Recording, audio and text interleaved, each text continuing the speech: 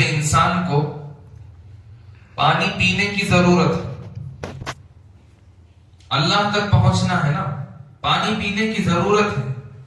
اب آپ کو ایک گلاس پانی پینا ہے، انسان محتاج کتنا ہے وہ اندازہ لگا سکتے ہیں۔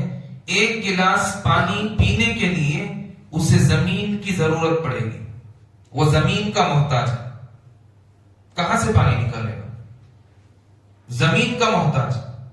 زمین پر پہنچ گیا، اس میں بورویل کرانا یا کسی طریقے سے اس کا کھدائی کرانا، پھر کھودنے کا محتاج ہے۔ کھودا جا چکا، اب پائپ کا محتاج ہے۔ پائپ بھی مل گیا، اب موٹر کا محتاج ہے۔ موٹر بھی آ گیا، اب کرنٹ کا محتاج ہے۔ کرنٹ بھی مل گئی، لیکن کنیکشن جو بجلی سے نکلتی ہے وہاں کا محتاج ہے۔ بجلی والے کے پوچھو، وہ پھر پانی کا محتاج ہے۔ اس کو پانی ملے گا تو وہ بجلی بنائے گا، جب بجلی ملے گی تب تمہارا موٹر چلے گا۔